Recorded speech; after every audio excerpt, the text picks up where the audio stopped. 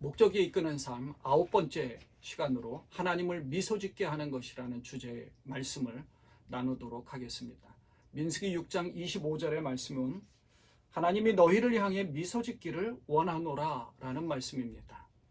이 목적이 이끄는 삶에서는 5가지의 목적에 대해서 말하고 있는데요. 그중 첫 번째가 우리는 하나님의 기쁨을 위해 계획되어졌다는 것을 알고, 그래서 하나님께 기쁨을 드리는 것이 우리 인생의 첫 번째 목적이라는 사실을 말하고 있습니다.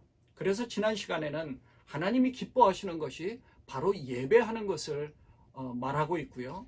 그 예배를 우리의 삶을 통해서 예배하는 삶으로 하나님께 영광을 돌린다면 하나님이 기뻐하실 것이라는 그 말씀을 나누었었는데요. 그렇다면 직접적이고 아주 구체적으로 하나님을 기쁘시게 하는 삶이란 어떤 것을 말하는지 오늘 말씀을 통해서 가르쳐주고 있습니다. 에베소서 5장 10절의 말씀에서는 주님께서 기뻐하시는 일이 무엇인지를 분별하십시오 라고 되어 있습니다. 주님이 무엇을 기뻐하실까요?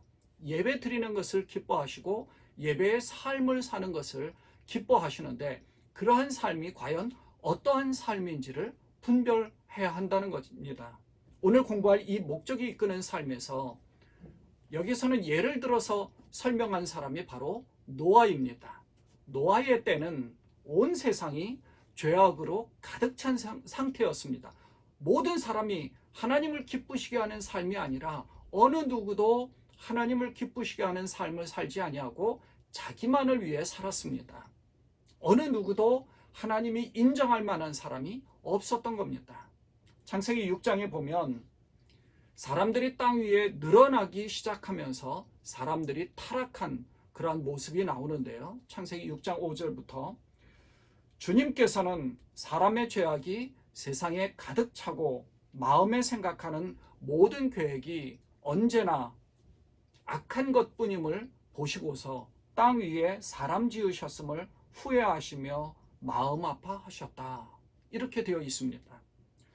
사람의 죄악이 세상에 가득 차고 그 마음에 생각하는 모든 계획이 언제나 악한 것뿐임을 보시고 후회하시면서 사람을 이 땅 위에서 쓸어버리시겠다라고 말씀하실 정도로 하나님이 보시기에 너무나 기가 막힌 세상으로 변한 겁니다. 사실 이전에 하나님이 온 세상을 창조하셨을 때 그 만물을, 온 세상의 만물을 통해 기뻐하신 하나님이십니다.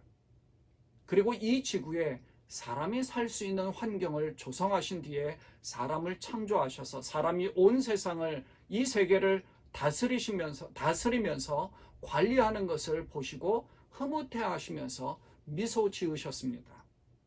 아담이 다니면서 동물들의 이름도 짓고 자연의 아름다움을 보고 탄성을 지으며 하나님을 찬양하고 하나님께 영광을 돌렸습니다. 그런 아담과 하와가 사탄의 유혹에 빠져서 하나님께 불순종함으로 선악과를 먹게 되었고, 결국 죄가 세상에 들어오고 인간의 타락이 시작되었던 겁니다. 하나님의 근심이 시작이 되었고요. 보다 결국 하나님께서는 이 죄악이 이 세상에 가득 찬 것을 안타깝게 생각하시면서 후회하시고 이 땅 위의 모든 사람을 다 멸망시켜야 되겠다라고 작정하신 겁니다. 그런데 바로 그때 하나님을 미소짓게 한 사람을 발견하셨습니다. 바로 노아입니다. 창세기 6장 7절과 8절에 보면 주님께서는 탄식하셨다. 내가 창조한 것이지만 사람을 이 땅 위에서 쓸어버리겠다. 사람뿐 아니라 짐승과 땅 위를 기어다니는 것과 공중의 새까지 그렇게 하겠다. 그것들을 만든 것이 후회되는구나. 그러나 노아만은 주님께 은혜를 입었다. 세상의 모든 것을 다 멸망시키려고 할 그때 노아만큼은 이 세상과 다른 삶을 살았던 겁니다. 그것이 바로 하늘나라의 삶을 사는 거죠. 노아는 그 노아를 하나님이 인정하신 겁니다. 그럼 그 노아의 어떤 점이 하나님이 인정해 주셨는지 그걸 우리가 보는 겁니다. 그래서 이 책에서는 노아의 삶을 통해서 하나님을 미소짓게 하는 5가지의 예배를 말하고 있습니다. 이 노아를 통해서 하나님을 미소짓게 하는 그런 예배의 삶을 살아야 할 것입니다. 그러면 하나님을 미소짓게 한 그 5가지의 방법이 무엇인지 노아를 통해서 한번 살펴보겠습니다. 첫째, 하나님은 우리가 그를 가장 사랑할 때 미소 지으신다는 겁니다. 노아는 세상의 그 어떤 것보다 하나님을 사랑했습니다. 창세기 6장 9절에 보면 노아는 의인이요 당대의 완전한 자라 그가 하나님과 동행하였으며 라고 기록되어져 있습니다. 3가지가 있죠. 의인이고 당대의 완전한 자고 그리고 하나님과 동행한 자. 하나님이 우리에게 원하시는 것은 하나님과 동행하는 그런 관계를 원하시는 겁니다. 하나님은 우리가 하나님을 위해서 무슨 큰 일을 행하고 그리고 하나님께 무엇인가 눈에 보이는 큰 것을 드리면 기뻐하실 것이라고 생각하지만 하나님은 세상에 존재하는 그 모든 것이 하나님의 것이기 때문에 무엇을 드린다고 해서 하나님이 기뻐하실 분이 아닙니다. 중요한 것은 하나님은 우리를 원하시는 거죠. 호세아 6장 6절에 보면 나는 너의 제사를 원하는 것이 아니고 너의 사랑을 원한다.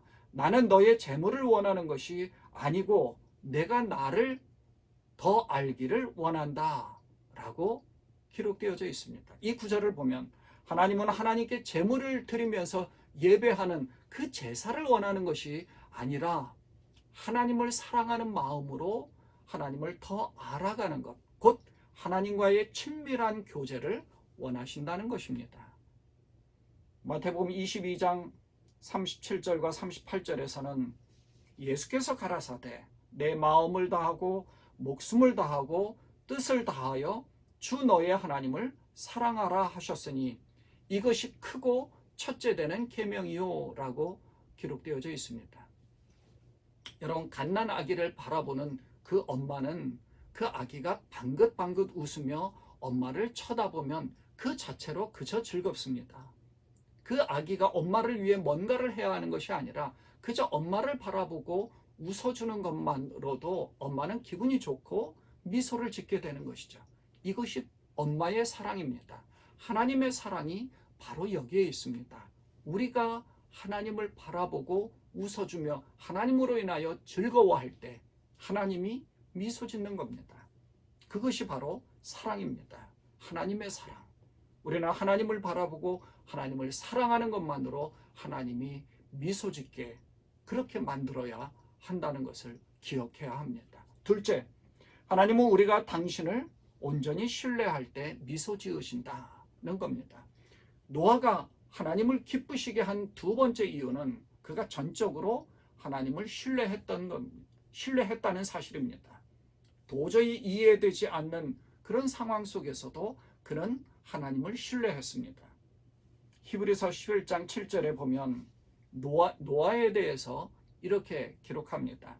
믿음장에서 믿음으로 노아는 아직 보지 못하는 일에 대한 하나님의 경고를 들었습니다. 그는 하나님께 순종해서 그의 가족을 구원할 방주를 지었습니다. 그는 믿음으로 세상이 잘못되어 가고 있음을 사람들에게 알리고 하나님과 의의 관계를 맺은 사람이 되었습니다. 노아는 마른 하늘에 비가 온다는 것은 상상도 할 수 없는 그런 상황에 살고 있었습니다. 그것도 방주를 만드는 아주 오랜 세월 동안, 우리가 사는 한평생 동안 그 세월만큼 방주만을 짓고 있는다면 굉장한 의심이 많이 갔겠죠. 마른 하늘에 무슨 비가 온단 말이냐, 불평도 했을 것입니다. 그런데 노아는 의심하지 않고 순종했습니다. 왜냐하면 하나님과 동행하면서 하나님을 사랑하는 마음을 가지고 있었고 하나님을 신뢰하였기 때문입니다. 바라는 것은 상상도 할 수 없는 마른 하늘인데 우리 자기가 생각할 때는 이 비라는 것 자체는 도저히 생각도 할 수 없는 그런 상황이었죠. 마른 하늘이니까. 그런데 하나님은 비가 올 테니 방주를 만들라고 했습니다. 머리로는 이해가 되지 않습니다. 아무리 생각해도 말도 안 되는데 하나님을 신뢰하기 때문에 하나님이 말씀하신 대로 순종한 것입니다. 바로 이러한 모습 때문에 하나님이 미소 지으신 겁니다. 하나님을 신뢰하는 것이 예배의 삶이고 하나님이 기뻐하십니다. 셋째, 하나님은 우리가 마음을 다해 순종할 때 미소 지으신다. 이제 하나님을 신뢰하고 방주를 만들려고 할 때였습니다. 자기 생각대로 노아가 무조건 방주를 만들었다면 어쩌면 그 방주는 쓸모없었을지도 모릅니다. 하지만 하나님이 방주를 어떻게 만들라고 아주 구체적으로 가르쳐 주셨습니다. 노아의 생각에는 그렇게 어마어마하게 큰 방주를 만든다는 것은 재료를 구하는 일부터 이 제대로 세우는 일까지 아주 어려운 일이고 말도 안 되는 일이라고 생각했을 것입니다.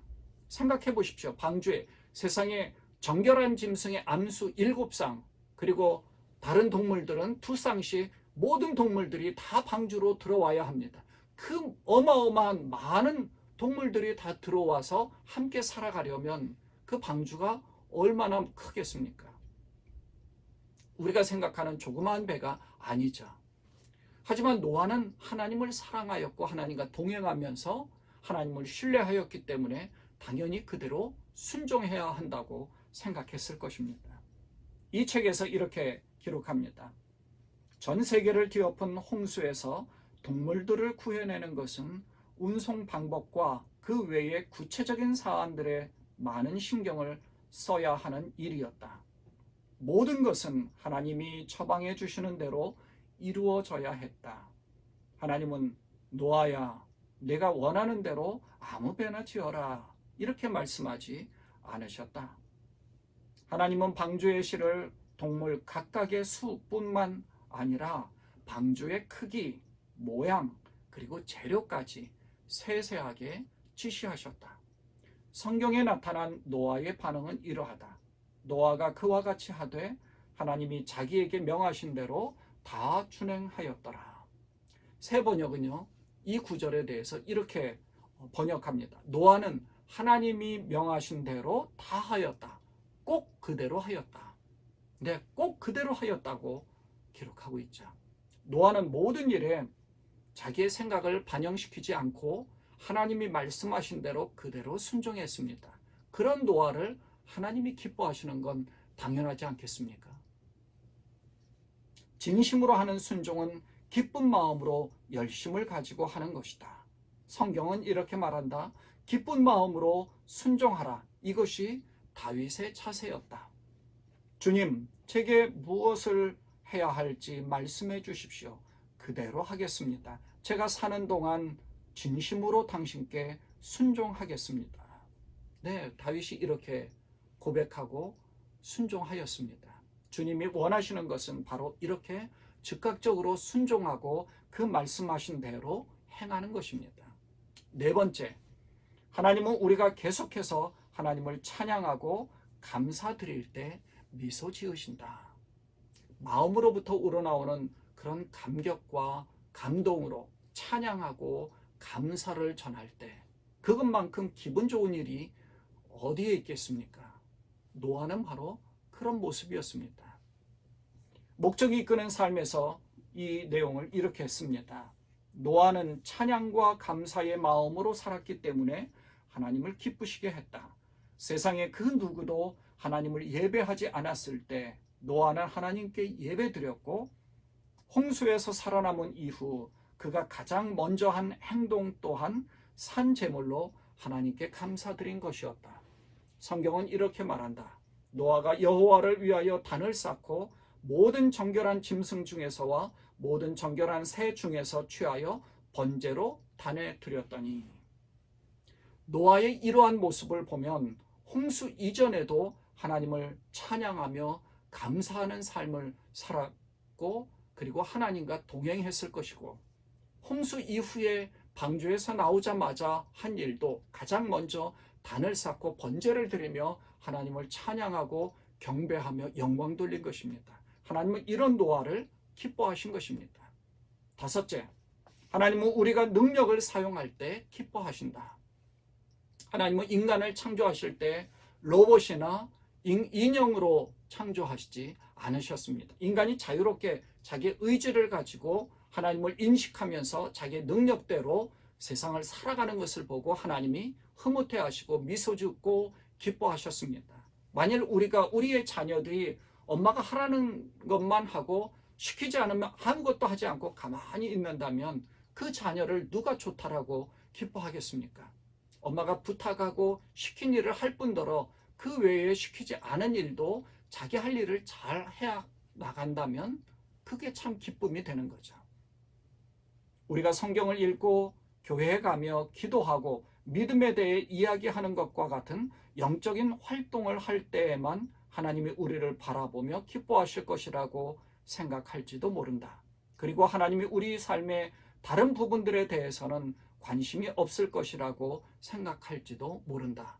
그러나 사실 하나님은 우리가 일을 하든 놀든 쉬든 혹은 먹든 우리 삶의 모든 구체적인 부분을 바라보며 기뻐하신다. 하나님은 또한 우리가 당신의 피조물들을 즐기는 것을 보며 기뻐하신다. 그분은 우리에게 아름다움을 즐길 수 있는 시각, 소리와 음악을 즐길 수 있는 청각, 냄새와 맛을 느낄 수 있는 후각과 미각, 그리고 촉각을 위한 신경을 주셨다. 모든 즐거움의 행위는 하나님께 감사드릴 때 예배의 모습이 된다. 하나님이 우리에게 허락하신 모든 것을 통해 나를 위한 삶이 아니라 하나님을 위해, 하나님을 기쁘시기 위해 살아간다면 하나님이 미소 지으면서 크게 기뻐하실 것입니다. 바울도 우리가 무엇을 하든지 하나님을 기쁘시게 하는 자 되기를 힘쓰라고 당부하였습니다. 나를 위해 살아가는 것이 아니라 하나님을 위해 살아갈 때 하나님이 원하시는 그 목적을 이루는 삶을 살게 되는 것입니다. 무엇을 하든지 하나님을 기쁘시게 하는, 그리고 하나님을 미소 짓게 하는 여러분 되시기를 바랍니다. 기도하겠습니다. 하나님, 우리의 삶이 하나님께 영광이 되고 하나님을 기쁘시게 하는 삶이 된 그런 예배의 삶 살기를 원합니다. 우리를 통하여 하나님이 영광을 취할 정도로 우리가 하나님을 바라보며 하나님으로 인하여 즐거워하며 하나님을 미소 짓게 하는 목적이 이끄는 삶을 살아가는 우리가 되게 하여 주옵소서. 예수님의 이름으로 감사하며 기도드리옵나이다. 아멘.